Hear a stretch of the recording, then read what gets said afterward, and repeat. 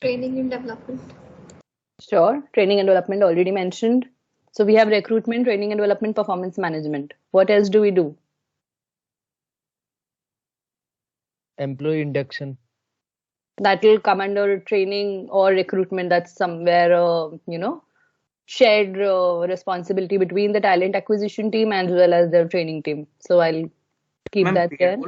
Payroll as well. Payroll as well. So that will become a part of compensation and benefits. What else? Feedback. Feedback as in, if you can elaborate.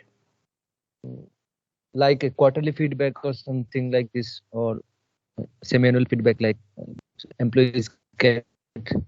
Mostly they get from managers also, and if HR, sometimes HRs also give feedback like the work is going how. Okay, so that will become part of performance management again, Deepraj. So performance management cycles across organizations can vary. Some have quarterly, half yearly, so that will fall under that. Any other functions you can think of? Designing company policies. Safety and compliance. Designing company policies, safety and compliance. I heard a third voice, but addressing of grievances. Okay, so grievance management. Okay. Designing policies. So designing policies, that comes under organizational development and effectiveness. That is also a sub-function of HR. Grievance management comes under human resources, business partnering. So that's also a sub-function of HR. Safety and compliance. So safety doesn't come under HR. Safety goes under the safety department. That's a separate health and safety department in most organizations. However, compliance does come under HR. So payroll and compliance generally go hand in hand. So compliance, okay. Yeah, that's it. Any more? Think about the entire employee life cycle. So when you think about human resources, always think about the entire employee life cycle. How many of you have a WorkX here? Complaints and conflicts. Complaints and, sorry? Conflicts, resolving complaints and conflicts. Okay, sure. That will again come under human resource business partnering, where grievance management, any employee grievances, queries are taken care of. Exit management. Employee retention, exit management, okay. Succession planning. Succession planning. So we are getting closer to another function that's called talent management. So succession planning falls under the gamut of talent management, where you understand who are your high potential employees, how do they progress in the their careers within the organization. And that's where succession planning comes into picture. Right? So like I was saying, when you're thinking of HR, think about the entire employee life cycle. One, how do you figure out how many employees do you need in the organization? That's the first step of the HR, right? That's how you will understand how many people in the organization are going to have, and that's how you are going to manage them also. That's the first function. Then you sort of get them on board. That's where the talent acquisition team comes in. When you get them on board, you do an induction. So the training team sort of starts partnering. You make the employee comfortable there, ensure that every grievance is met. That's where your business partnering comes into the picture. Then obviously the employee will go through a performance management cycle. There will be outcomes from that. Then the talent management team comes in, right? And then subsequently, at some point of time, the employee will move up. So that's when your exit management will happen. And throughout this entire life cycle, the employee is earning some sort of remuneration from the organization. And that's where the Comp and Ben team is working throughout the life cycle as to ensuring that we have a sort of compensation and benefit scheme available for the employee in the organization, that they are motivated to work with us for a longer period of time. Now, if I can ask, what do you guys understand of Comp and Ben? Compensation and benefits, so I'll use the short form Comp and Ben. So Comp and Ben, what do you guys know about it? Any thoughts before I start sharing? Ma'am, in exchange for the services offered by the employees, they get some monetary as well as other benefits. Sure. So I think that will come under. Great. So good way of putting it, for the effort that the employee puts in, the skills that they bring to the organization remunerates them with certain monetary and non-monetary compensation and benefits. So what's the difference between compensation and benefits?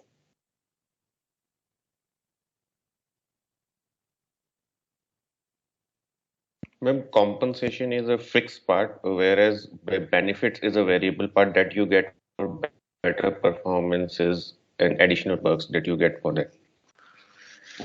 Okay. Did accept or reject any answer at this point of time, because we'll be learning a lot through this session. A lot of conversation will come through. So compensation benefits together basically means any sort of remuneration, monetary, non-monetary benefits, perks, uh, reward out, any cost that the company might have to incur to be able to keep you in the organization, motivate you to perform better, inspire you to work better, that comes under the category of compensation benefits. Now, what are the factors to find compensation benefits? And I will continue to ask questions. So if you want to stay unmuted, that's fine with me. Now question is, what are the factors that affect compensation? The kind of roles and responsibilities that the person has. Okay. The amount of experience that the person is bringing in. Okay. And the skills that come along with that, and the kind of tasks or responsibilities that the person is given. And in some cases also, in case, I'm talking about, let's say, in terms of consultancies or any firm, how much business that person is bringing to the firm, or in matters of sales, there is a component that is commission. So the more sales the person makes, the more compensation that person gets. Sure, great. But when we look from an organization perspective, so here we were looking at a very individual perspective, that this person is coming into my organization, they bring a certain skill set, they will be taking up certain responsibilities, and they will be adding an X number of value to the organization, and we compensate them accordingly. But when we are looking at an organizational level, I'm creating the strategy of compensation for the entire organization, then what do you think would be my first thoughts? And to be honest, there are no right and wrong answers, so please feel free to share your views. Ma'am, You could look into government regulation, what is the prevailing wage rate, or if there are certain compensation norms for a particular industry that the government wants the company to adhere to, then we'll have to stick to them as well. Sure. So one is the government regulations. Then we have to look at the effect of compensation on how it affects motivation and general sense of purpose in the employees of the organization. Sure. Because compensation is one of the primary reasons why someone comes and works. Yeah. To be able to maintain that level of motivation, making sure that nobody is underpaid or feels undervalued as a result of their pay. Sure. So we all have read Maslow's hierarchy, I'm assuming then. Yes, Rashi. Sure. And more thing is the core function, and they kind of also would be checking on what the function is and trying to map and see how many people they can get in the market in general for such a role. So I would say that would also have an impact on the Okay. manpower available. So if I understand you correctly, Pallavi, that was right? Yes, ma'am. Yeah, so if I understand you correctly, you mean to say if a role is niche, or if I don't have, let's say if in the world I have 10 odd people doing that certain role, then the compensation will go higher for them. Vis-a-vis some wherein I would have a pool of 1,000 people. Exactly. Okay. Sure. Based on the performance of the firm for the last year, it might vary, and also industry acceptable standards. Sure. Each business sets bring value to the organization, and based on that we can set up budgets for a physical year, and on that we can hire or consult people. Okay. So how the company is performing, the company will only be able to pay you in case the company is earning anything, unless until they have picked up a lot of investor money and they're able to sort of meet the needs of the employees looking at a future growth of the organization. Okay. So everything in an organization, and this is true for any function of the company, any function within HR, outside HR, and that flows for the organizational vision, mission, and philosophy. Where is it that the organization wants to head towards? What are the goals that the organization wants to achieve? So if we have what is the number the organization wants to achieve in terms of revenues or in terms of profits, it can be in terms of EBITDA, whatever those terms be, how much organization is ready to sort of budget for the manpower requirements, for the human resources who are going to come in and work, right? So what percentage of their revenues or their profits do they set aside for the employees to work for your organization? That's the first and fundamental. Within that entire organization mission and strategy, we understand the skill set of the people. We understand how many people do we need in the organization. So things around, manpower planning come into the picture. What is the skill set we are looking for? And then we sort of look at what is the compensation philosophy of the organization. And I'll talk deeper on how do we figure out the compensation philosophy. But we sort of put this design that this is how my compensation is going to look like. This is what I want to achieve through my compensation. So even the market leaders in the country, if I talk about organizations like P&G or HUL or Deloitte's, KPMG's, these are aspirational organizations, or Google or an Apple as well. Aspirational organizations. It's not that they have a fixed salary which is very high for their employees. Their compensation philosophy is very different, and each one of them have a very different compensation philosophy. Even from the same industry, if I compare a Unilever and a P&G, they have completely different compensation philosophies. What is it that they want to give their employees? Do they want to keep their performance-based, pay higher? Do they want to keep their fixed higher? Do they want to put in more cost to the benefits that they provide to the employees? So that is something that the organization sets for itself. Like if I talk to you 5 or 6 years back, when the entire startup culture in India was at its boom, when the Olas and the Ubers were coming into this ecosystem, and we were setting up policies with them, one of the main fundamentals was that their fixed salaries will be much higher, because they can't put in and afford and create benefit structures, create a work environment like Google, invest in a lot of infrastructure. But however, their pay scales were much higher than any other traditional organization in the country. So their philosophy was that we can get talent at a cost which can directly go into the bank accounts of their employees, rather than putting that money into a benefit that the employee may or may not sort of avail. Also, when you are working in a startup culture, things are very different from how it is in a traditional organization. So that philosophy is basically set on where your organization is at today, where your organization wants to be there tomorrow, day after, however the strategy is set. That's when you also figure out what's your philosophy. And the philosophy might not stay the same for 10 years.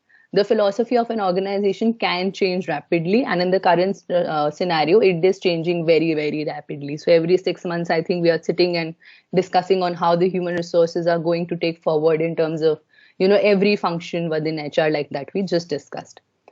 Once we have set down the sort of philosophy that this is where I want to be, this is how I want my compensation to be structured, then we move into understanding what are the budgets and the things that you just mentioned.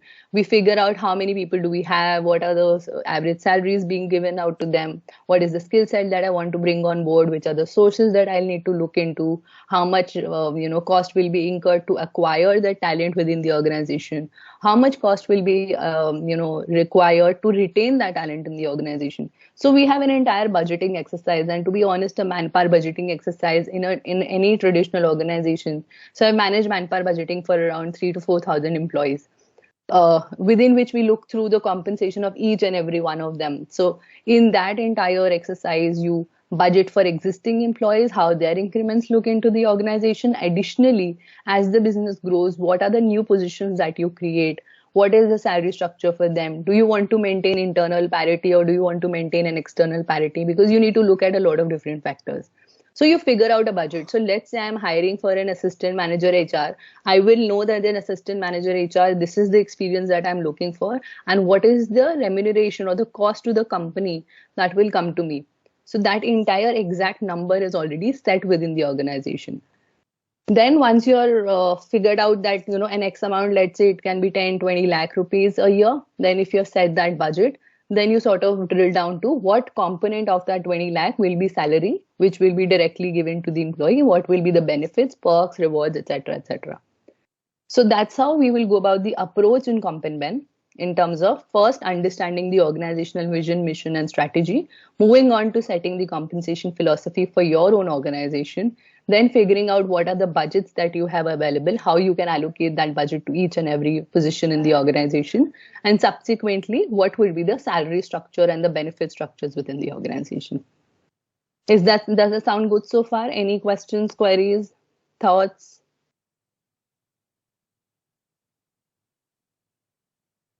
No? A silence, I'll take that as no. No. Yeah. Okay, thank you. Moving forward, so I said compensation philosophy, and within compensation philosophy, I talked about, internal equity, external equity. Do you want to maintain parity? So these are the main three factors. I first decide, do I want to look at external parity or internal parity?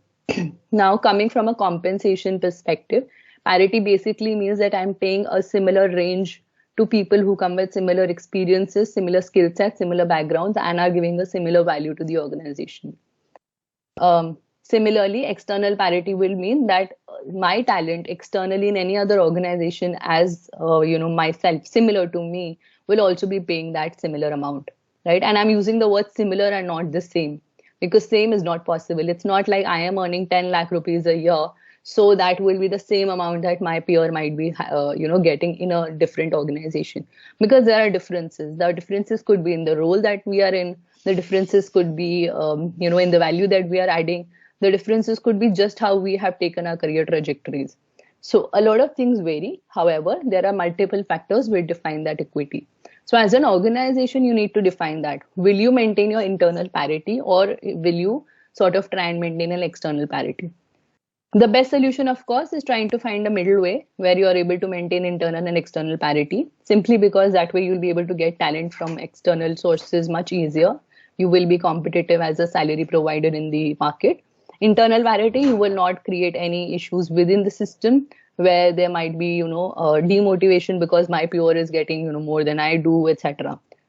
Salaries, like we all know, are supposed to be confidential in organizations, but as working professionals, we understand that these are conversations which happen over lunch tables, so aren't really that confidential as we assume them to be. But yes, the organization does get a document signed from all employees that the salary will remain confidential between the employee and the organization only, and need not be discussed.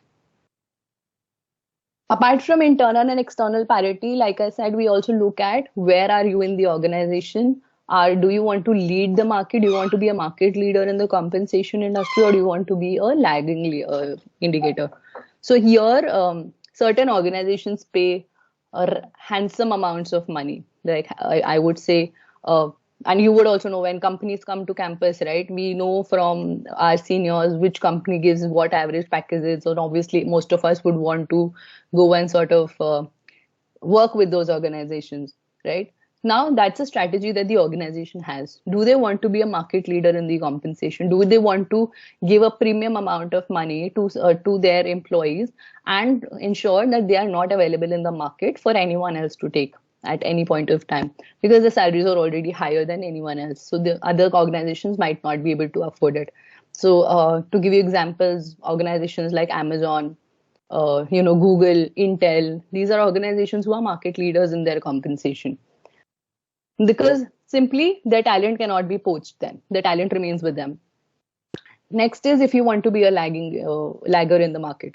Now, by being a lagger, there are obviously trade-offs. So you might sort of compromise on certain skill sets. You might just think that I'll provide more benefits and, ensure that my employees get more growth in the organizations. I think in the current scenario, a lot of startups have becoming laggers in the market than the leaders, because they were leaders 5 years back. And of course, the investor money is also sort of dry out after a period of time. So you tend to become laggers in the market by ensuring that you are continuing with your existing talent. You are bringing in talent and you're training them in-house. You're growing them with the organization grows. So you might be a lagger today, but the employee has a career growth within the organization, and they can also move across functions, verticals, and organizations. And you don't mind that. You don't mind your employee maybe leaving you after 2 to 3 years of their experience. So that can be a philosophy that you want to set for yourself. Of course, most organizations would want to be the leaders in the market, but it always comes at a cost. So only your traditional and larger organizations are able to afford becoming the leader in the market in terms of compensation and benefits. The third thing being, what is your strategy? You want to attract new talent or do you want to just retain your existing talent? And of course, a combination of these two is necessary in most organizations unless and until they have a stagnated growth. If you have a stagnated growth, then you might not need a lot of new talent. You can do and survive with retaining your existing talent. But in case you have exponential growth, then you will need to figure out a balance between these two. So that's how your organizational strategy and growth plan will affect your compensation as well. Because while you are attracting new talent, a lot of more cost is incurred in sort of attracting and acquiring new talent than is required to retain your existing talent. So that's also a trade-off in your mind. Do you want to incur that extra cost to bring in new blood into the system, or do you want to remain with the existing lot and invest money in them? So that's a call that the organization takes. So I'll take a pause, quick check. Is everything good? Are we good to move forward? Any queries, questions, thoughts? A yes or a no would be appreciated. No, ma'am. No, ma'am. Thank you. Okay, so that's on the compensation philosophy, and this is a question that I've already asked on factors affecting compensation. So like you've all mentioned, what is the role, what are the years of experience, what is the skill set, the value, how many people do I have in the market? And that was a very crucial insight that Pallavi has shared with us. How many people in the market do acquire that, do have that skill set? So to give you an example, I worked in the R&D, that is research and development space with Glenmark Pharmaceuticals, which is a pharma organization. Now in pharma, certain skill sets are available in the world and only 7 to 8 people have that. So when we were hiring for that particular role where there are only 7 people in the world available for that skill set that we required, obviously that comes at a cost, because those 7 people are also aware that there are only 7 people and they're one of 7. So they can demand whatever comp and ben or benefits or salary, position, whatever they want. That's the tables have turned then, because you are the one who's seeking them. They might not be the one seeking you. So that's something which happens with niche talent. But in case you're looking at a skill set which is readily available in the market, you can always negotiate on salaries much easier than you can on niche skill sets. So that's something. And factors, I think we've already discussed, so I'll not dwell any further on that. I'll just check with everyone here. So if you have WorkX, you would also understand what are the other factors apart from role, skill set that are prevalent in the market. Okay. Am I still here? I got a message that I got logged off. No, ma'am, we are able to. Okay. So just to check from everyone here. So, and I think people with WorkX might be able to answer this better. What are the other factors apart from your own experience and skill sets that matter to the organization when you're joining them? Ma'am, one is cultural fit. Most important. Okay. The most important thing is that what happens is generally when you are working for 3 or 4 years, for longer years, so the work becomes more monotonous most of the times. And if organization is not able to provide you that kind of support that you can grow to more, you can have more challenging assignments and all, so you kind of lose that connection to organization. That is the most important.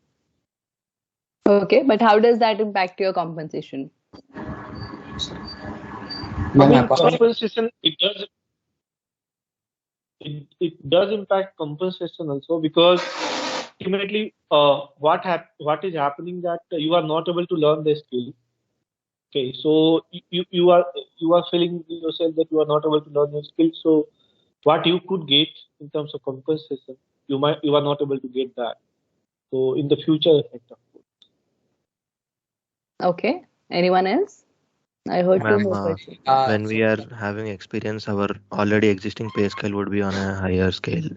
So the new compensation would be expecting some percentage more than that. So that will also be affecting the new compensation. Okay. And apart from that, ma'am, but the time frame which we will be joining the new organization, that also plays a major scale. So if there is a 30-month notice period, 30-day notice period, so they are more preferred compared to 90-day notice period, and the compensation for them will be more compared to the 90-day one as well. Okay.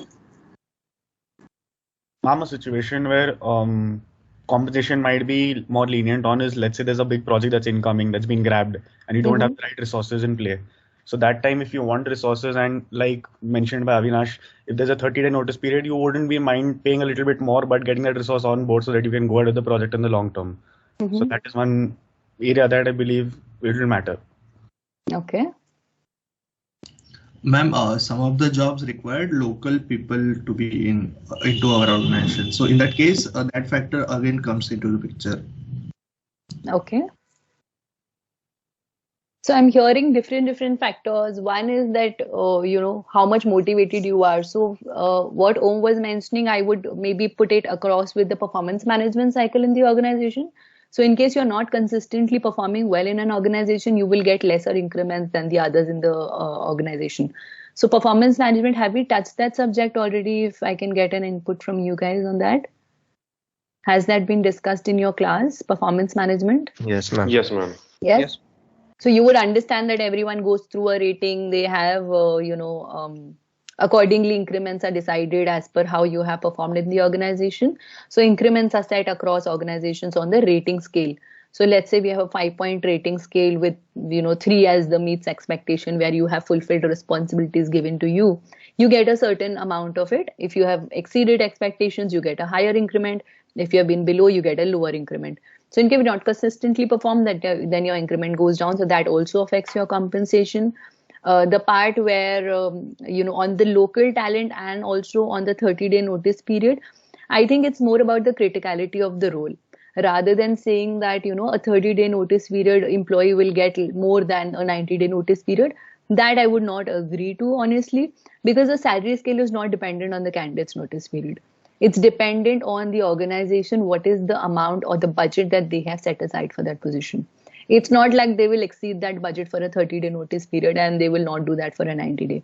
Yes, in the recruitment cycle, they might not shortlist a 90-day notice period because the criticality of the role or that project requires the employee to be onboarded in the next 45 days. Then hence, why should I look for a 90-day talent, right? Someone I can't sort of bring on board within 45 days would not be useful because my project will start and then I'll incur losses if the person does not join me in time. In terms of local talent, there can be certain preferences depending on the role. However, that again will not impact your compensation. One thing which is impacted, and in case you don't have a preference for local talent, if you are hiring for a talent which is outside your local, your city specifically, let's say if I'm based out of Bangalore and my talent is somewhere in Bombay, I want to bring that person to work in a Bangalore office, then of course I'll have to incur certain extra cost to be able to motivate the employee to change locations and come to a new city, settle up in this organization. So things like relocation allowances are provided where, we take care of the movement cost, the travel cost, they're setting up the house cost, etc., etc. So that can be an extra, comp part that can be devised for a talent which is coming from a different city altogether. The preference for local talent is because the organization will incur lesser cost on getting the talent and also retaining them in the future. But however, in the current scenario with a lot of roles going remote, that's one challenge that the organizations are facing lesser. But there's another part that they are facing more, is setting up their offices at the locations that the employees are sitting in. Right. So my office is in Bombay. I have been in Delhi for the last 2 years. So of course, the assets that I require to work proficiently, this can be a laptop, this can be a table and a chair. I think in 2020, if you guys would have gone on LinkedIn and checked, every third person was posting about all the equipments that were delivered from their organization to help them work effectively. So these can be your ergonomically modulated chairs. These could be your laptop. Obviously, laptops were given out to employees. In most organizations, certain roles also require an entire desktop to be set up because they work on multiple screens, especially in the financial sector. Even designers work on multiple screens. So we look at that. Apart from that, things like, a mouse, a keyboard, a UPS system in case a power goes down during a call, all of those things are taken care of, Wi-Fi routers, etc. So compensation encompasses any cost that will be incurred by the organization and you take care of it. Relocation, I will know this is the amount that I can give. If I want a talent to join me immediately and they might have to serve a notice period, then I will have some contingency amount to be able to get that employee earlier. So I can maybe buy out their notice period. I can give them certain extra benefits in the start so that they join me like a joining bonus. These are a few things that I can offer to be able to bring them on board. So answering your question on 60, 90 notice periods, organizations do tend to buy out that as well in case the talent is critical and is someone that we would want immediately. Yeah. The last part on if we are moving laterally, and laterally means I've already been working in an organization and I want to move into the other. So obviously my current CTC is also looked at. What is the current compensation that I am drawing in my current salary is also taken into account.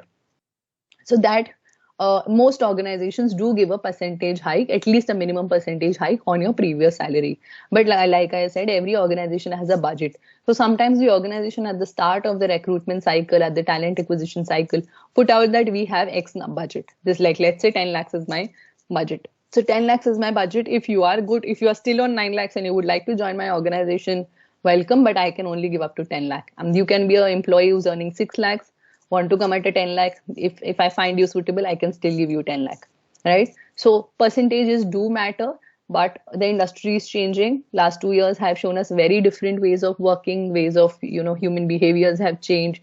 When you're working in the field of HR, and this is one thing which I want to point is, we are working on behavioral economics, we are working on human psychology, we are working on strategies, how the organization is working, how the financial,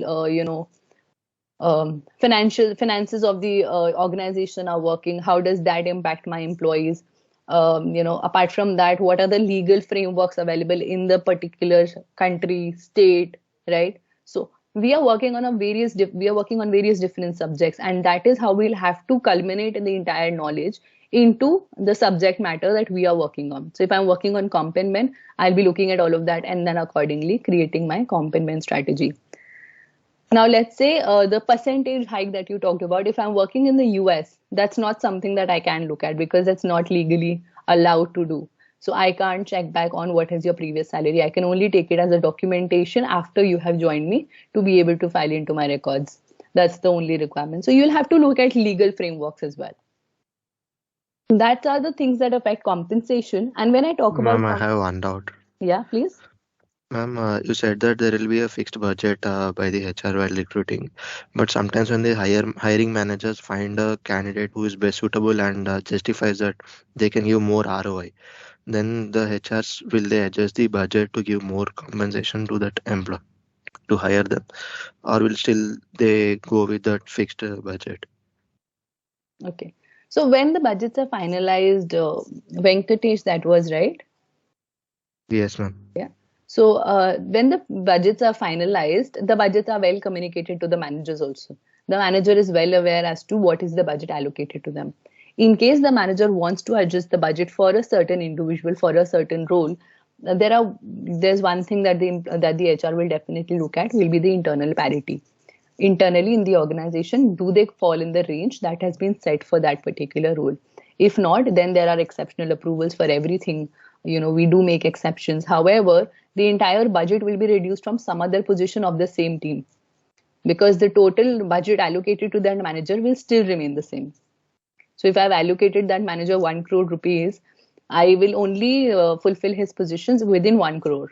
I can't go to 1.2 crores.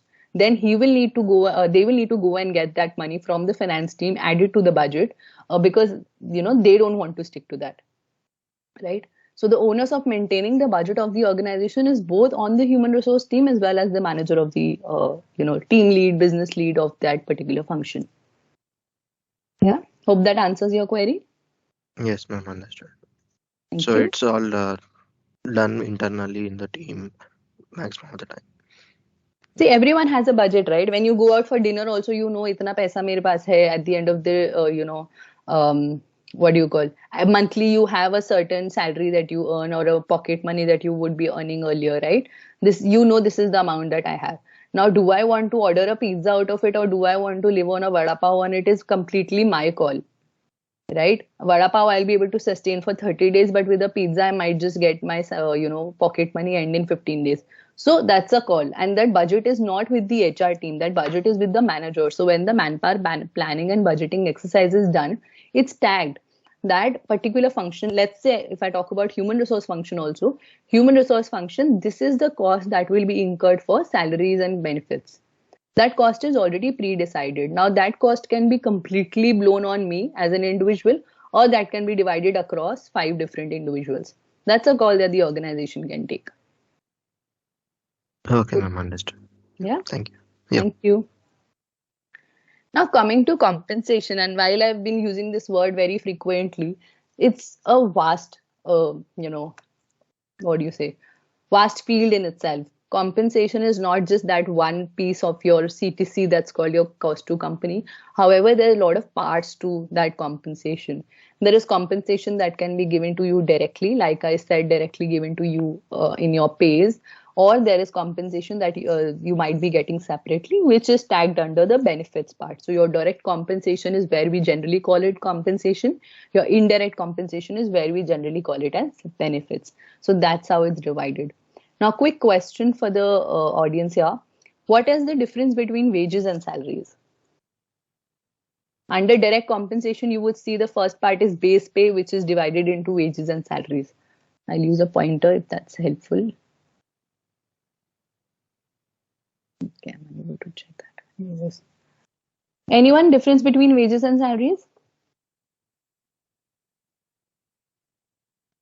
Salary contains various allowances like HR, travel allowances, city compensation allowances, while wages does not contains much of the allowances and only compensate you for the work you have done. That is my understanding.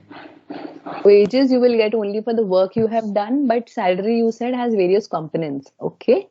Wages, basic pay. Wages will be paid like per hour basis or something like that. And salaries are fixed per month or per year. Okay. CTC kind of thing. Okay. Anyone else wants to try?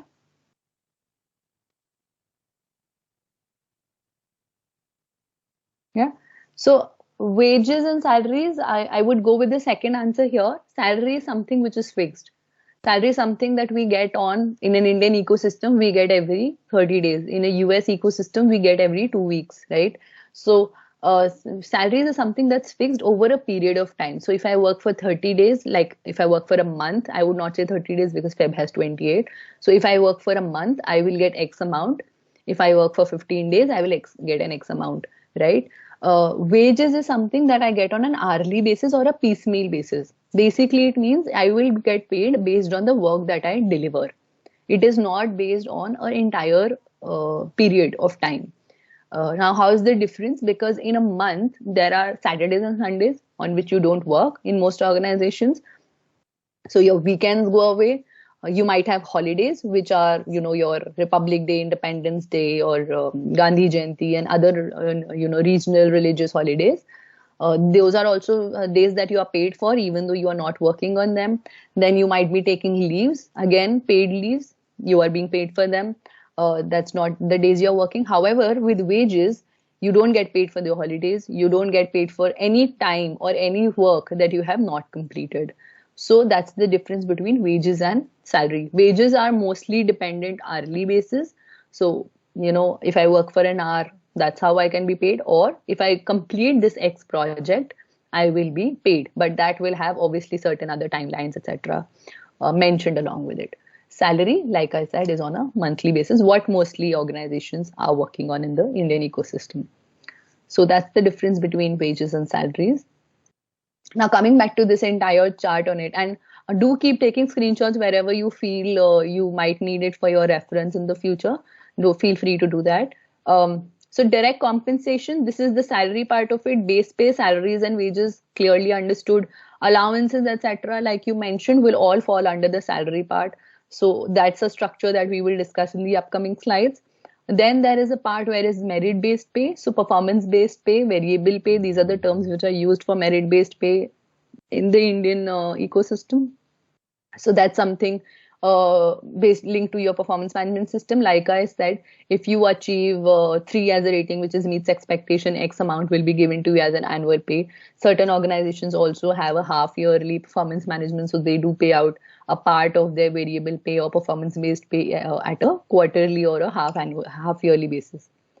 Last part is in terms of direct compensation, incentive pay, and deferred pay. So you might be getting certain bonuses, commissions. I think in the start someone mentioned, if you do certain sales, if you achieve certain targets, you get certain commissions on how much revenue have you generated for the organization. So in terms of bonuses, commissions, piece rates, these are if I sell X number of pieces, or if I sell X number of, of the revenue generated, then I get a percentage of that. These are all incentive based to motivate the employee to work better and try to achieve more in their roles. This is all over and above your set KRAs or KPIs. So one is I meet expectation, that's set, right? I have to do this job, for that I'm being paid the salary. But if I do anything beyond that, if I have any further input into the organization, then I get incentive pay as well. Profit sharing. So directors and partners in organizations, generally their compensation is built in a way that they have a profit sharing and an onus in the organization. So, how do I put it? Let's say, I think a lot of us are watching Shark Tank these days, right? Lenskart is there. We have Piyush Bansal. He is a founder of the organization. However, every director or every founder or co-founder in the organization draw a salary, and over and above that they also have a profit based on the equity that they have in the organization. So that's profit sharing. In your Deloitte, KPMGs, all your big four organizations, you have partners, so they sort of put in a certain amount of money to be able to sort of drive profits from the organization based on how the company performs. So this is something which comes into the ecosystem when you grow at a certain level, when your decisions start impacting the organization, that can lead to a profit or a loss. And shift differentials. Now, shift differentials are things which are paid out if you're working in different shifts. So shift, there is morning, evening, and night shift, and a general shift. An organization typically has 4 shifts depending on their work. So like if I talk to you about Vedanta as an organization, we used to work in 4 shifts. There was morning, which used to start at 7 o'clock. There used to be evening, which used to start around 3 or 4 p.m. And then there used to be night, which used to start around 7:30 p.m. Right? And there used to be overlap between these shifts. And I think night shift used to start not at 7, somewhere around 9 p.m. Sorry. So and general shift used to start at 8 to 5 o'clock. So that's how the shifts were allocated. If you work in the night shift specifically, you do get paid a certain extra allowance, which is called your night pay allowance or night shift allowance. Or in certain organizations, you also get paid for any shift. So if you're working in shifts, that's morning, evening, and night, because these shifts are on rotational basis, you get paid a shift allowance, not paid for a general shift allowance with your regular working hours. So these are certain differentials which might come into your direct compensation. And then there are other things like deferred pay. Now, deferred pays are more of an investment strategy with the organization, where an employee puts in their money and they are retaining it for their own future benefits. So they can start a savings plan in the organization. So let's say I say every month from my salary, you can deduct 1,000 rupees, and that will be like a savings with the organization. Obviously, the organization will give a certain higher rate of interest than the bank is the reason I want to do a savings plan with the organization. This is also a way of organizations to pump in the money back and be able to create a sort of ownership within the organization for the employee. And obviously they get a certain amount of money to be able to pump into the business. Stock purchase options, you give your employees options to buy stocks at a lower rate than the market. So these are few options that you can. And an annuity plan is something where you sort of do an investment and you get paid over a period of time. So certain lump sums are paid to you over a period of time. So you have like a long-term plan with the organization. So that's on the direct pay part of it. Any queries, questions on the direct compensation? Yes, no, maybe?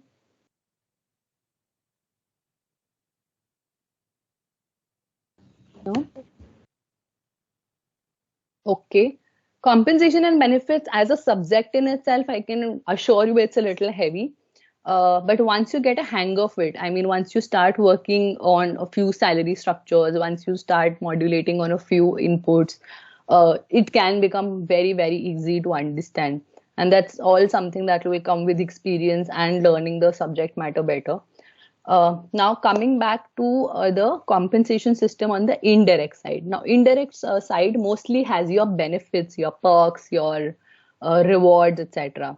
Right? So things like protection plans, things like pay for the time you've worked, things like perquisites and services. These are pretty simple. I would not get into the details of the same. This is something I will discuss much deeper in the upcoming slides. So I'll quickly move forward and discuss on the government regulations that someone had mentioned will also be something we will be looking at.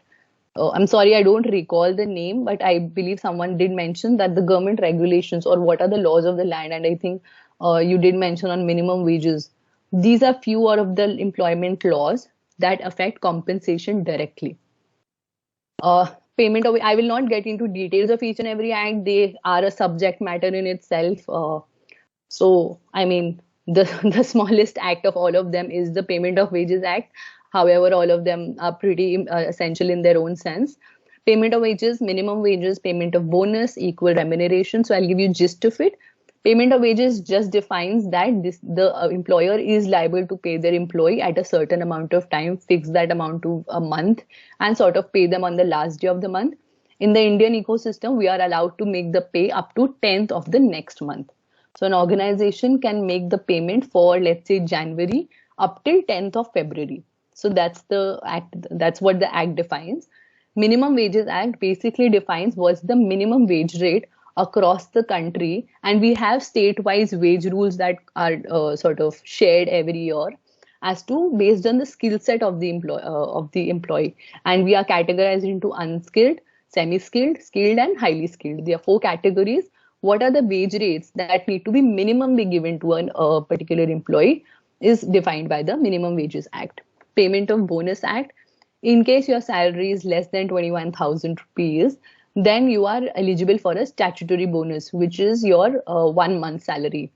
Traditionally, the Payment of Bonus Act used to be a Diwali bonus, a concept which was given to us by the Britishers. And to get a little into history here, Britishers are used to pay on a daily or a weekly basis, right? So first of all, we were, as Indians were working for the Britishers, we were being paid on a daily and then on a weekly basis. Subsequently, they changed it into a monthly basis.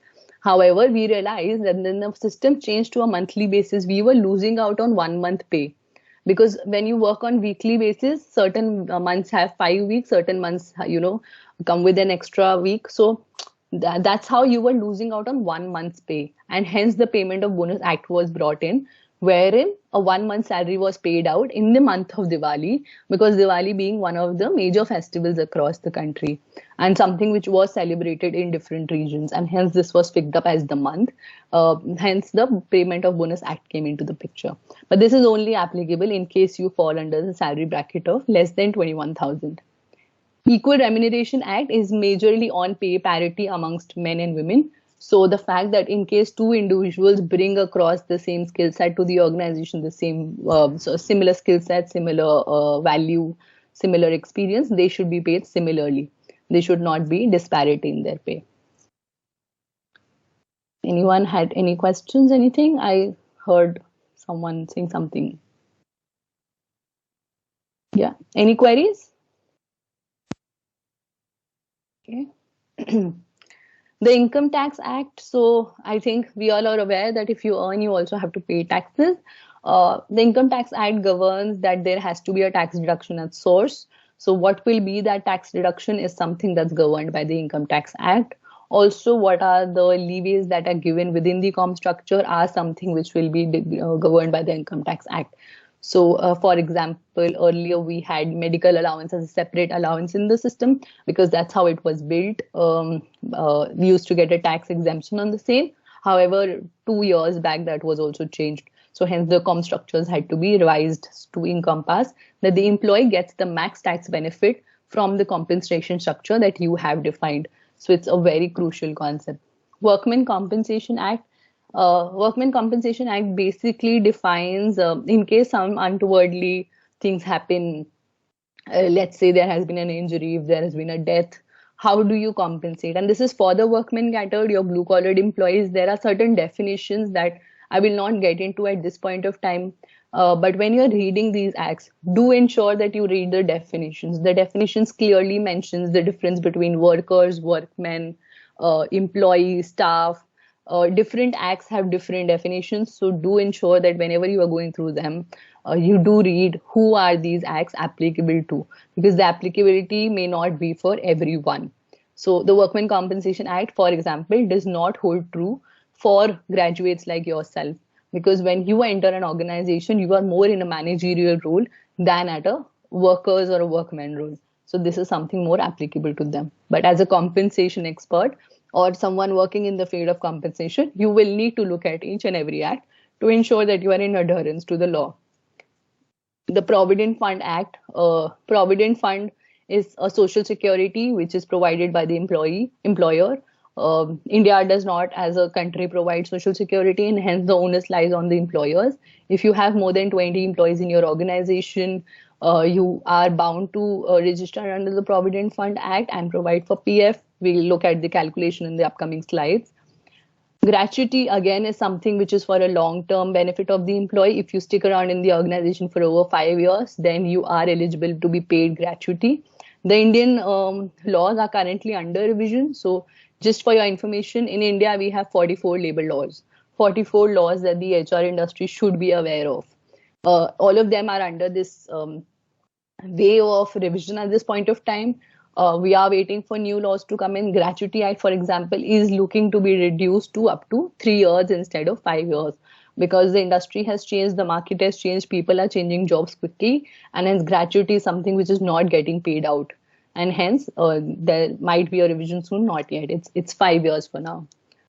Employee state insurance, again, if you fall under a lower salary bracket, then the government provides for state insurance. However, that state insurance is being paid for the employee and the employer. The calculations are there in the upcoming slides.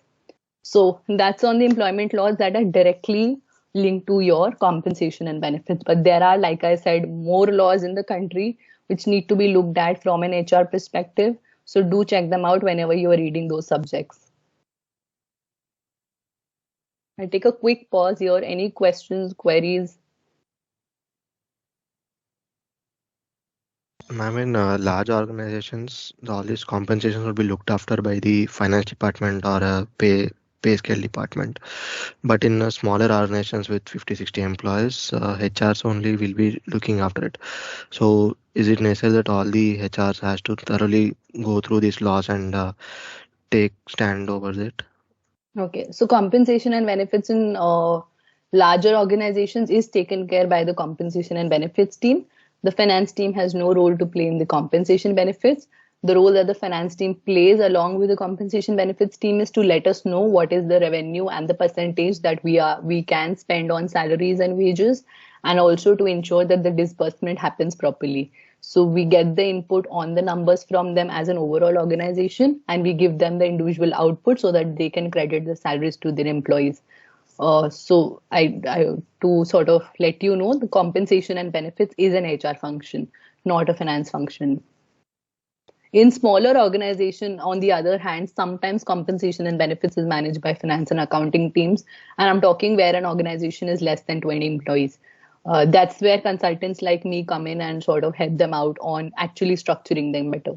And you need not know all the laws. I'm not saying that you sit down today and start reading all 44 laws. I personally have not read all 44. I might have read some 20, 25 of them, 15 of them because it was in my course during MBA. So you must be aware which law to look up to or refer to. You must be aware which are the important laws, what are they saying. You can always consult with your legal team. You can always consult, with other HR practitioners to understand the specifics. And we always have a compliance team within the organization. So they are always there to help us and understand which law is affecting us and what needs to be taken care of. But whichever function you're working for, you must know that law for sure. So a comp and ben, expert will also be someone who will be able to talk to you about the budget more better than the other people in the organization, because they would have thoroughly checked if it sort of impacts the organization, if it impacts the salary structures, etc.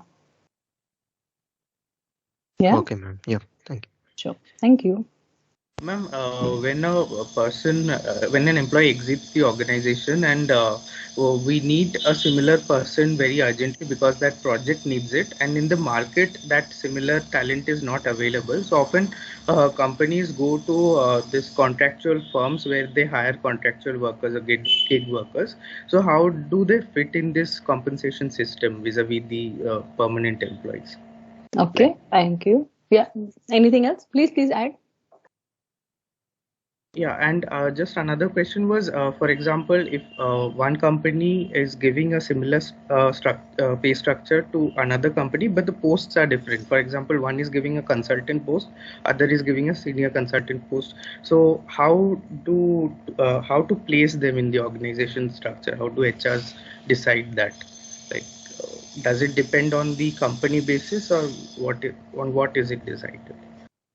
Okay, sure. So, Rohit, to answer your first question, how do you figure out, I have set across an X budget for my full-time employees, and then I want to maybe bring on a gig worker or a contractual resource. So I know the budget of the position, which includes the compensation and benefits. The difference between a full-time employee and a gig worker is, number one, a gig worker, I am not providing any benefits, so they don't come under the legal ecosystem in India as of now. We are still working on laws for sort of regularizing the gig industry in India. However, at this point of time, I'm not providing any benefits to gig workers, be it Provident Fund, state insurance, Workman Compensation. Under any Indian law, gig workers are not included. They do come under the contractual labor regulations of India. However, even that has a certain, bandwidth in terms of numbers, in terms of, how they work. So gig workers are not exactly coming down. That's the only closest law that governs us as gig workers. So what I do in that case is, I know 10 lakh rupees is and I'm using 10 lakh just as a round of figure. I know 10 lakh is the amount of money I spend on this particular resource, right? 10 lakhs is, that includes their fixed pay, that includes their, benefits that I'm providing them in terms of medical insurance, in terms of Provident Fund, whatever. However, for a gig worker, these are all things that they need to take care of. So I will just immediately divide that 10 lakh and provide this person, because the cost to the company remains the same. So my focus is, what is the cost that is being incurred by the organization, and how can I best utilize it to bring on someone to work with us. And gig workers generally come in for a shorter period of time and will be during a resource crunch. Like you said, if someone's left and we immediately need someone to fill in their shoes while we are looking for someone to full-time come in, that's when gig workers are. So I know that this is a short-term cost that I'm incurring. So things do change when you change the way they work. We also have concepts like part-time working. So part-time working will be that you only work for, let's say, 3 days a week or maybe half days on all days. Their pays also slightly vary, but it's more pro-rated with the full-time employees, because part-time employees are governed by, your laws. However, gig workers aren't. Was I able to answer your first question, Rohit? Yes, ma'am. Absolutely. Yeah. Thank you. So second question you mentioned, if you can just quickly I sort of forgot that. The second question was? So, for example, like same person with taking the same salary from, getting the same salary from two different organizations, but getting two different posts. Designations, yeah. Yes. So designation is very individualistic in organizations. So you might be called a consultant in one organization and you might be called a manager in the other organization. Like in the banking industry, when my peers joined immediately after MBA, they were all at an assistant vice president post, while we guys were starting on an assistant manager role, which if you look within my own organization, it was like 5-6 levels above me. But in their organization, that was the starting point for an MBA graduate. Now, those disparities might be there across industries, but I think as a candidate, most of them understand that designations across companies, across industries vary. However, what we are more focused is the compensation. So an organization may not adjust their, designation or hierarchy structure just because of the disparity between two organizations, because it's a very set structure. So I don't think that will play any role. It will be more on where do you fit from a compensation perspective. Sometimes disparities are created within organizations, again, to get certain critical resources, niche roles, etc. So might be that someone is at a manager level, but within the organization earning a salary of a DGM, which is a deputy general manager. Those disparities do get created sometimes. So please be aware that certain exceptions do come into the ecosystem, but there is a justification for that exception. However, what is the designation you have in the previous organization is now in the current system not really paid heed to. I mean, if Elon Musk can call himself the coin master, then sorry, not the coin master. I think coin master is the CFO. Someone can tell me what's Elon Musk's designation? I sort of gone blank on that. Anyone aware that Elon Musk organization has very different designations that you would not find anywhere in the industry? I think Techno King. Yeah. Techno King, yeah. His CFO is called the Coin Master and he is called the Techno King, right? So, then where do you fit the CFO? Let's say I'm assuming Elon Musk is not going to move out. So if the CFO wants to move out, will he ask this new organization to give him this designation of a senior coin master? Will that be, possible?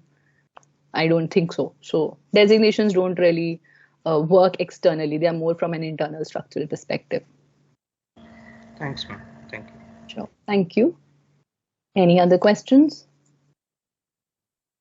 I had another question. Ma'am, okay. Sure. Yeah. So, ma'am, I wanted to know how do these negotiations work while joining? Like, what's the side of the HR in these aspects? Okay.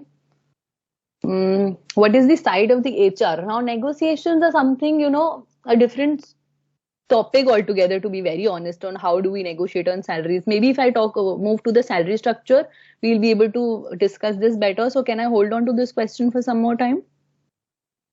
Sure, ma'am. Sure. Yeah. Ma'am, my question is about a similar question that Rohit asked. So you told about designation doesn't matter, but I guess while recruiting, there might be some criteria set by the eligibility criteria so that some designation required for particular post. And even some of the organizations, even similar designation is having for the other company, but they don't consider that into account while recruiting. So why these criteria are being set? And so, yeah, that was my question. So when I'm setting criteria, my criteria is not that I want to hire a manager from external. I want to hire a manager for my company. Then I will look into what are the criteria to be a manager in my own organization. What is the experience? What is the skill set that they might have to have? Do they need to have prior team management experience or not? They might be called an assistant or an executive there in current firm. That's completely fine as long as they meet the criteria of being a manager in my organization. Like I said, my peers, they joined as assistant vice presidents. When they moved organizations, a lot of them came down to this position of manager. Now, I might say came down because in my organizational structure, that might be a coming down from a higher position to a lower. But if they got an increment in their salary, if they got an increment in their role, if they got like a larger team management role, then I don't think that's coming down for them. Because as an assistant vice president, they were in an individual contributor role, which is an IC role. However, when they moved into a manager role, which in the hierarchy that we traditionally learn is lower than an assistant vice president, they got a people manager role, they got a wider role, they were managing a larger business unit. So those criteria are not set within the organization. Yeah, was I able to answer your question there? Yes, ma'am. You guys can ask me follow-up question in case I'm not able to give clarity. I'll be more than happy to help. Yeah. Okay, any other questions? So the negotiation part I will come to once I discuss the salary structure. Any other question apart from that? Okay. Quickly on the salary structure and I do a time check. Okay, we have 15 more minutes. I hope to complete this. Okay, so salary structure. This is the basic salary structure that we have in organizations. And just take a screenshot of that. I'll explain each one of them. First component is your basic salary, which is also called your base pay. Your base pay is very crucial because that basically defines all your other compliances. So your Provident Fund gets calculated on your base pay. Your state insurance get calculated on your base pay. Everything mostly in your salary gets calculated on your base pay, like I have showed already in this slide. Basic pay is currently anywhere between 40 to 50% of your total CTC. CTC is cost to company. So the addition of all of these things come as cost to company. Your basic, the new wage code, which was to be announced in the year 2020 April, however, due to COVID, it sort of got shifted, and we are still waiting for those new wage codes to be announced by the government. In the new wage code, the government is asking for a 50% basic of CTC, because what had started happening in the industry is organizations had started putting base pay as low as 20 to 30% of the cost to company, due to which a lot of compliances were going down.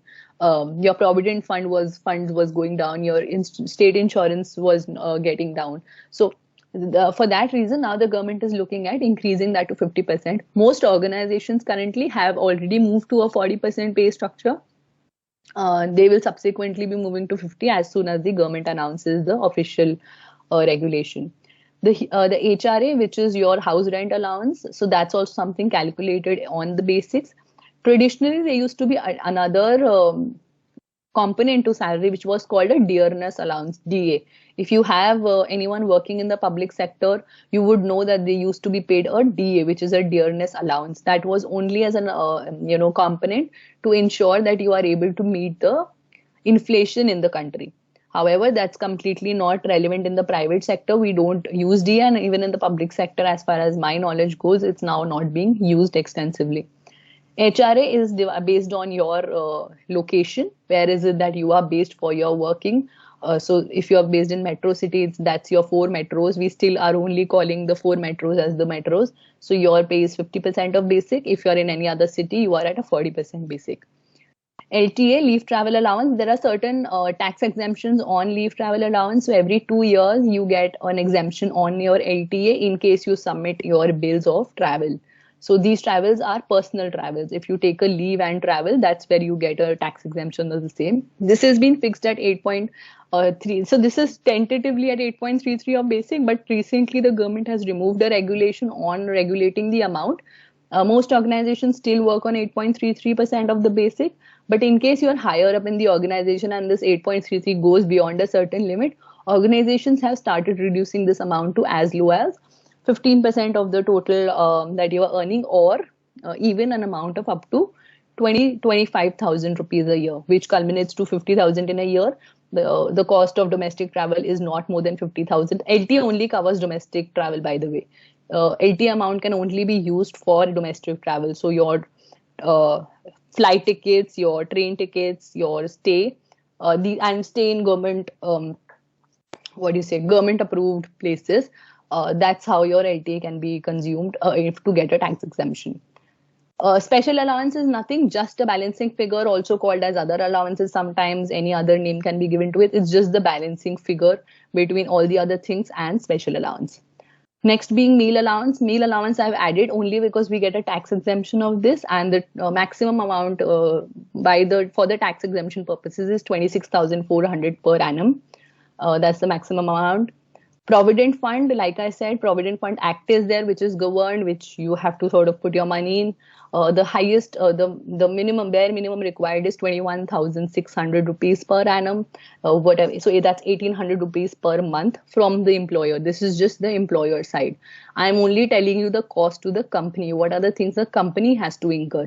So employer contribution on PF, and then the state insurance. If your salary is less than 21,000 rupees a month, then you are eligible for a state insurance. The employer has to pay you 3.25% of fixed salary.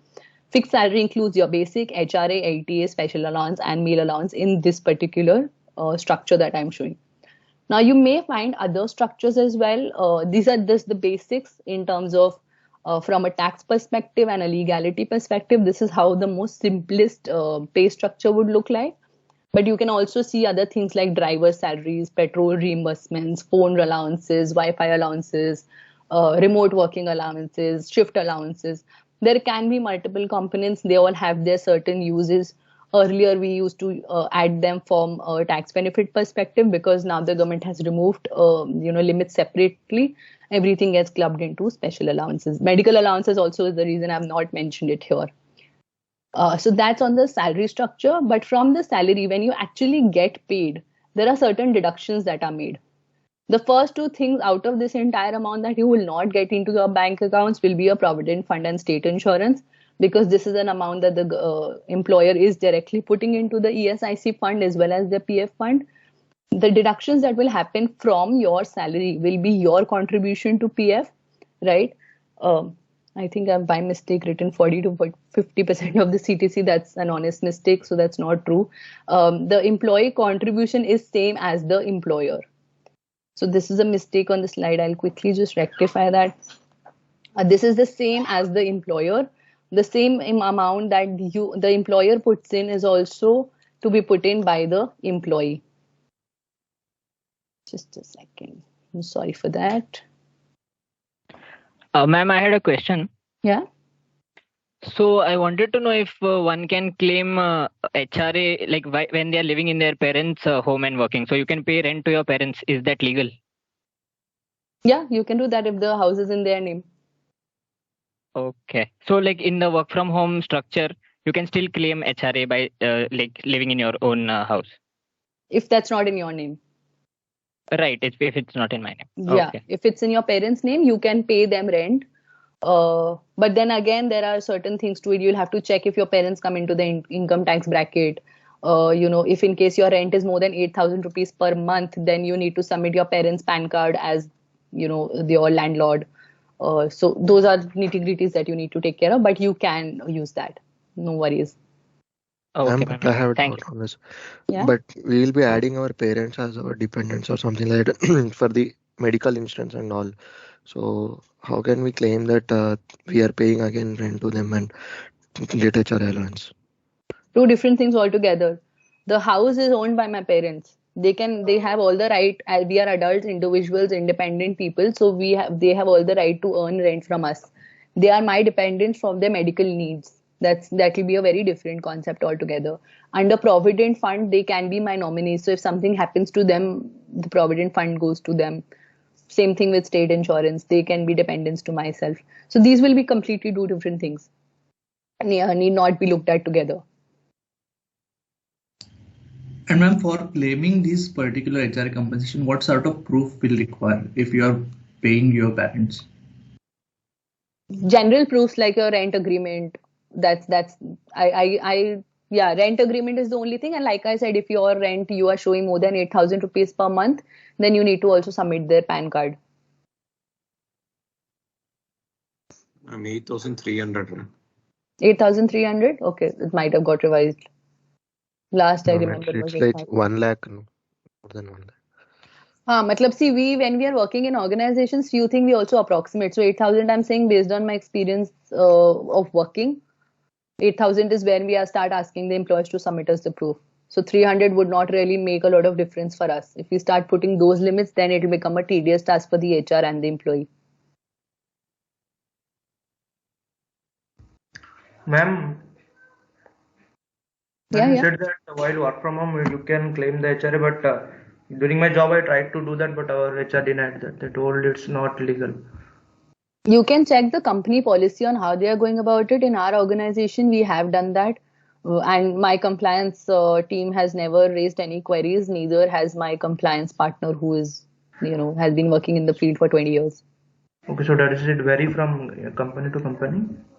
It should not vary. I'm surprised that your HR did that, but from a compliance perspective, it's not wrong. I can pay rent to my parents. But like I said, the only clause is that the property is not in my name, and neither am I a partial owner, neither am I a complete owner. Okay, thank you. Yeah, and I also need to show that transaction if required during any audit. So it should show as a deduction from my salary, from my income. So in my, income tax, it should show that I have paid rent. And what is ESIC? Sorry? Second component, ESIC. ESIC. So employee state insurance is a component which is basically a medical insurance provided by the government. So there are ESIC hospitals across the country. Employees who earn less than 21,000 rupees are eligible for an ESIC, which is eligible for employee state insurance. Now, when you are getting insurance from the government, someone has to pay the premium, right? The premium is being paid by the employer and the employee. So again, another, I'm not sure how this slide has mistakes. This is 0.75 of fixed salary from the employee side. It's not, it's 3.25 from the employer side and 0.75 from the employee side. That's mandatory in India. For less than 21,000, yes, we have a law which is called the Employee State Insurance Act. So it's mandatory in India. Now, even after COVID, medical insurance is becoming a mandatory. Currently, we don't have any act or rule on that, but we have received guidelines from the Ministry of Health that every employer should provide a medical insurance for their employees, and it should cover COVID as a illness under the insurance scheme. Ma'am, the gratuity amount is also deducted from the CTC, right?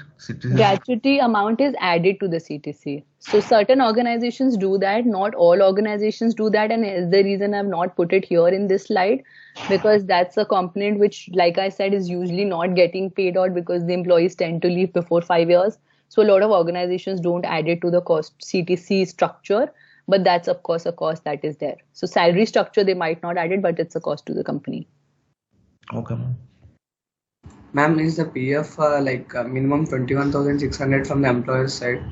Like my previous organization used to pay less amount, like 1,100 from my employer's side and 1,100 from my contribution. It's a percentage of your salary. Okay. So PF is 12% of your salary, right? 12% of your basic pay. If you are under, if you go beyond that, if you go beyond 1,800 per month, then they can pay 1,800 per month. There is an option. So you get an option as an employee. One is 12% of the basic. If your 12% of the basic exceeds 1,800 rupees per month, then you have an option if you want to opt for 1,800 rupees per month, or do you want to go for 12% again. That's an option given to the employee. So the employee has that option. Okay, it's 12% of the basic. Yeah, 12% of the basic. Ma'am, I have one question again. That amount I can increase, right? That the employee portion I can increase up to any level because of getting tax exemption on my part. Yeah. If you don't have a better investment strategy, then yes. But I would suggest not doing that if you have, because there are better investment options available in the market, clearly. Yeah. But you can. So your contribution you can increase. Okay, ma'am. Ma'am, will that be also a Provident Fund or it will be a PPF? That will be Provident Fund. If you're doing it through your employer, it will go in the EPF, which is your Employee Provident Fund. If you're doing it through yourself, that will be through your bank. Then it's a PPF in which your organization has no role to play. Okay. Okay. Any more questions here? And last two deductions, professional tax, like I said, it's governed by the income tax. It varies on your salary range. Max, I believe, is 200 rupees per month is the professional tax which is deducted on a monthly basis. And then, of course, in the month of February and March, the organization the payroll team collects all your investment proofs, understands what has been your tax history so far, and makes the necessary deductions as required. And last is Labor Welfare Fund. Now, this is something which is very state specific. I think in Maharashtra it's there. I know it's in Maharashtra, but I worked in Hyderabad, I worked in Uttar Pradesh, Haryana, Delhi. I have not seen it in these states. So this is a very state specific act.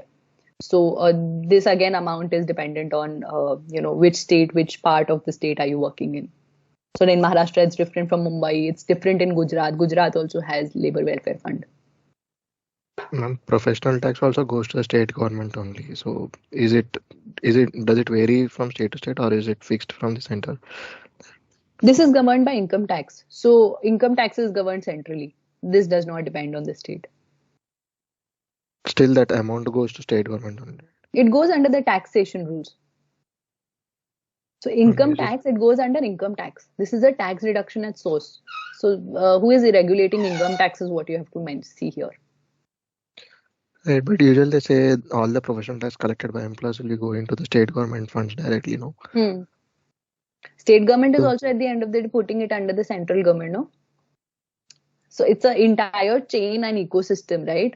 Your professional tax, it's getting paid from you to the employer. The employer, obviously, everything that happens in a state first goes into the state.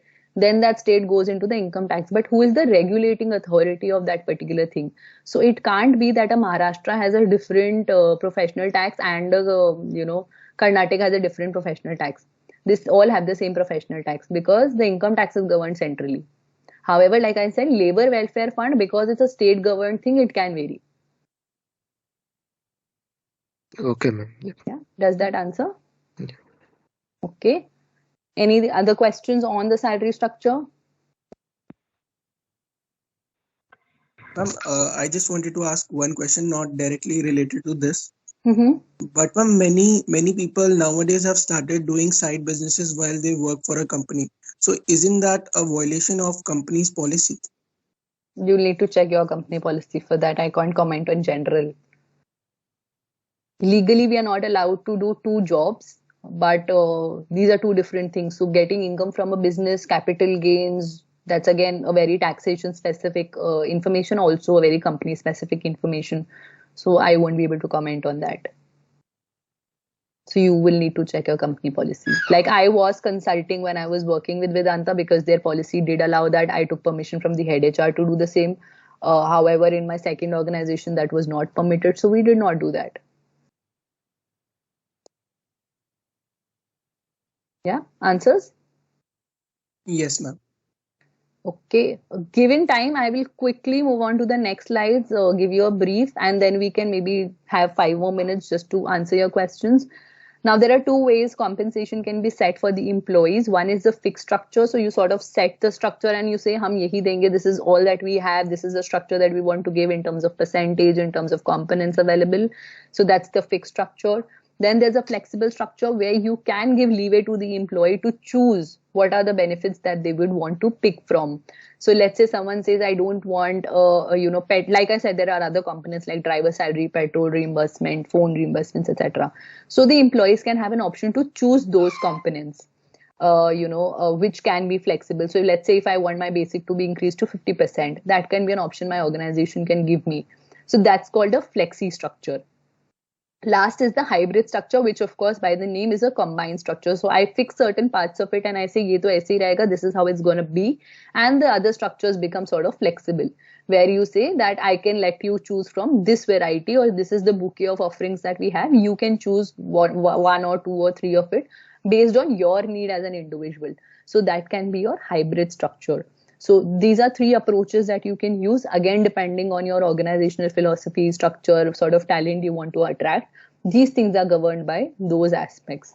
So that's on your compensation approach.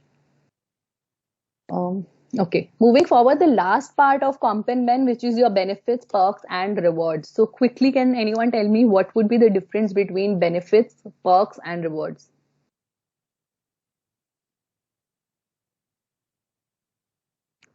Benefits are those which we will be getting directly, like the PF or the gratuity, those kind of things. And rewards are what we get, like when there is a appraisal cycle or something, they'll be giving rewards and recognitions, and they'll give awards and some cost money benefits for that.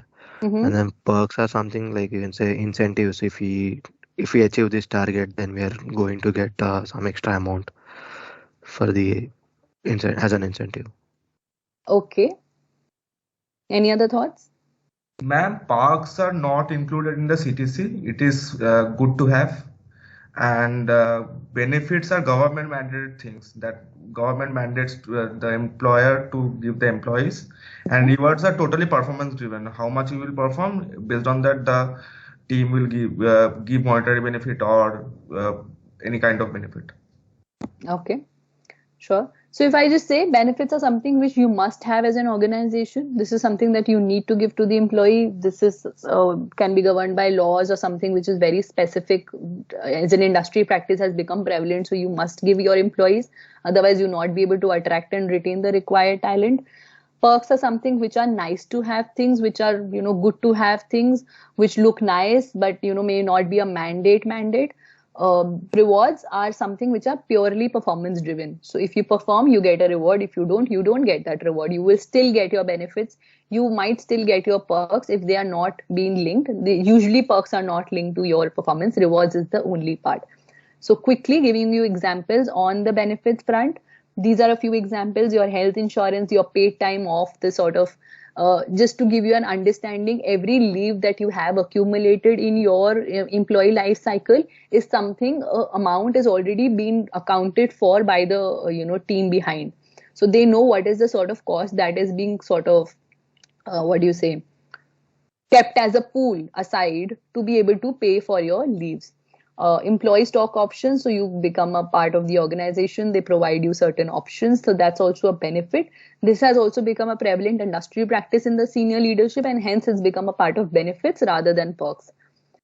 And life insurance and personal accident insurance, so these are certain things which are provided as benefits in an organization. Moving to rewards, like I said, these are performance-based rewards. Rewards majorly can be milestones. So let's say you achieved a certain number of years in the organization. So it can be a tenure. It can maybe be you completed certain projects, so the team gets sort of rewarded. You maybe did some exceptional performance, so you get reward schemes like Employee of the Month, Team of the Month, Employee of the Year, etc.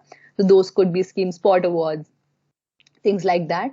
Performance linked bonus, so in your salary itself, sometimes performance based bonuses are defined. Sometimes these performance based bonuses are also defined for the team who is working, so in case the team achieves a certain target, those bonuses are divided within the entire team. Performance linked recognition, now recognition I've put separately because this recognition can be in any other format as well.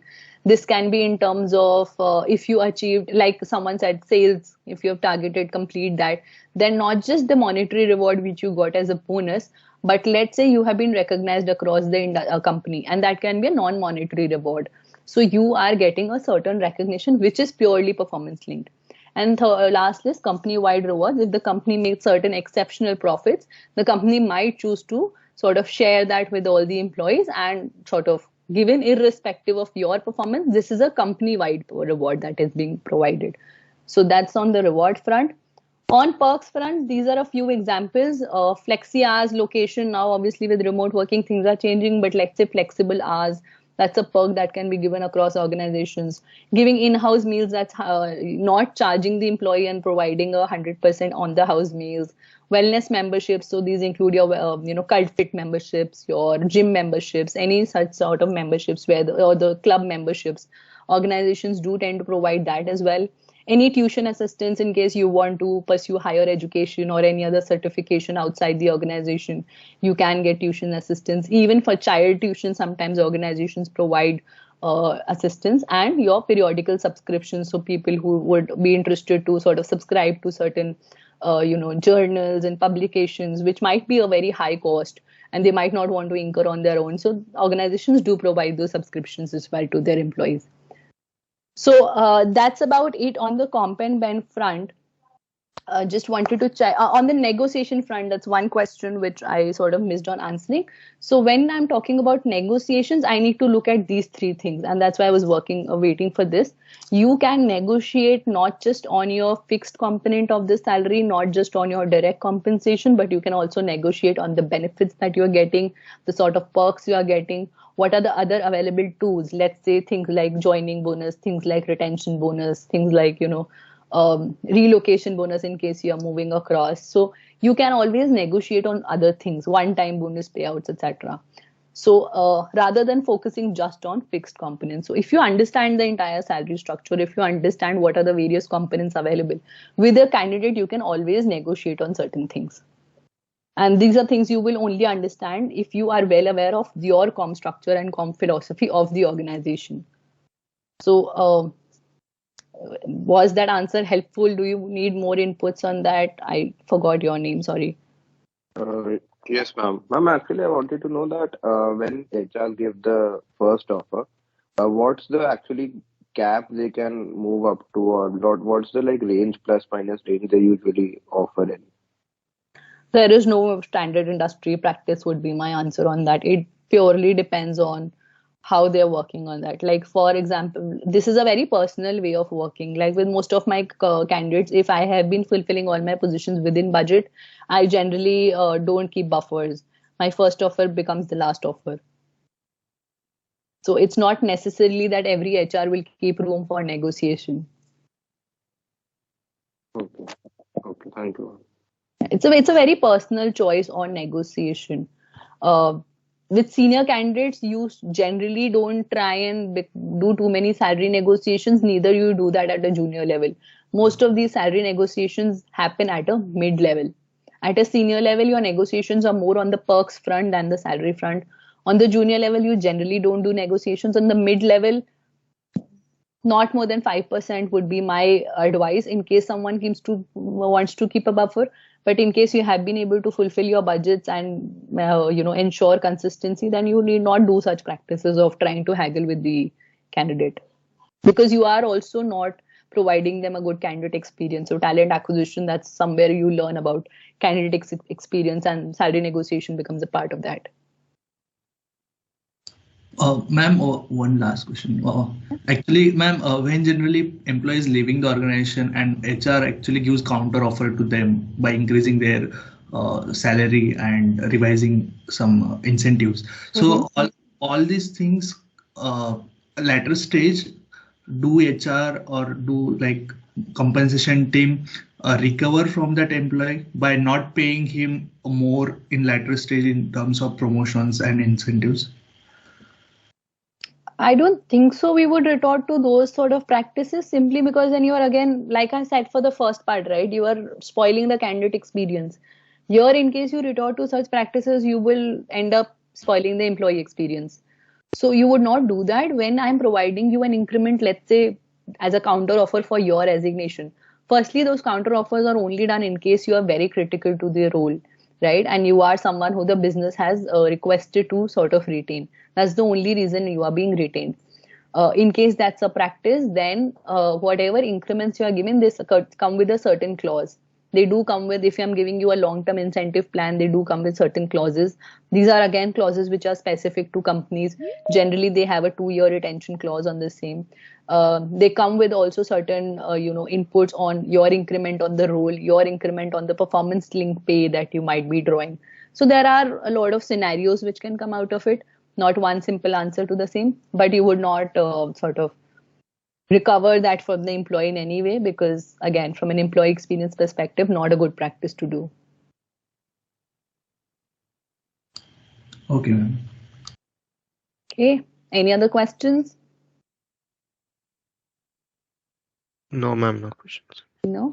So quickly on the assignment piece, so I have been informed that I have to share certain assignments with you. Before I get into giving you the assignment for your term, I just wanted to let you know, to know more about compensation, to understand compensation better. Try and from your alumni base, from you are connected to a lot of professionals on LinkedIn, I'm sure. So try and get salary structures from at least 3 to 4 different organizations, preferably in different industries, and try and understand their structure. You need not get the numbers. You might just get what are the various components that they are using. So try and see how different industries, how different companies. You can choose maybe the same different companies in the same industry, or you can choose different industries and different companies. You will get an understanding on how compensation varies, how the thought process would be, why a certain business have it. So FMCG and pharma will have very different than metals and mining. So you'll sort of understand that. So for your own benefit, do try that if that's possible. That was going to be my assignment as well. However, I've been recommended that a term will be better for you. So this is a case study which I have prepared. You can take a screenshot of this same. This reads that Niyati Jha has been working. In her performance cycle, she has been rated exceeds expectations. She will be receiving a certain increment. However, she is asked for something else. So what do you think? And this is a retention case that we just discussed. So what is it that you would do? So that's the case study. If you can quickly take a screenshot, this is the first one. I also have a second one. I'll let Dr. Sharma know or take this forward on how they want to implement this for your class. So just take a screenshot of this. And the second case study is where you have a product manager who has not been performing very well. He's not gotten great ratings in the last year. He himself is not happy with his performance. He's looking to get trained in his role. However, he's also asking for certain help. So what would you do in this case as an HR professional? So 2 cases. You can, I'll talk to Dr. Sharma on how they can implement this for your class. Just take a screenshot for reference now. Once done, just let me know so that I can stop sharing.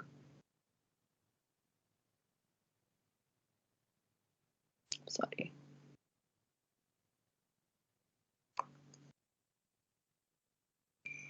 Ma'am, do we need to do both these case studies and submit something? So Dr. Sharma will get back to you on the specifics. I'll have a call with him just after the class. Okay. For now, just take the screenshot of both of them so you have them for your reference. Yeah, done everyone? Let me know. Yes, ma'am. Yeah, case 1 as well. Ma'am, will you be sharing this PPT deck with us? No, I won't be sharing this presentation deck.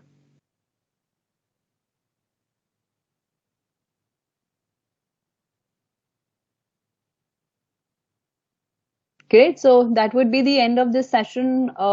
Any thoughts, questions, queries that still need to be answered, let me know.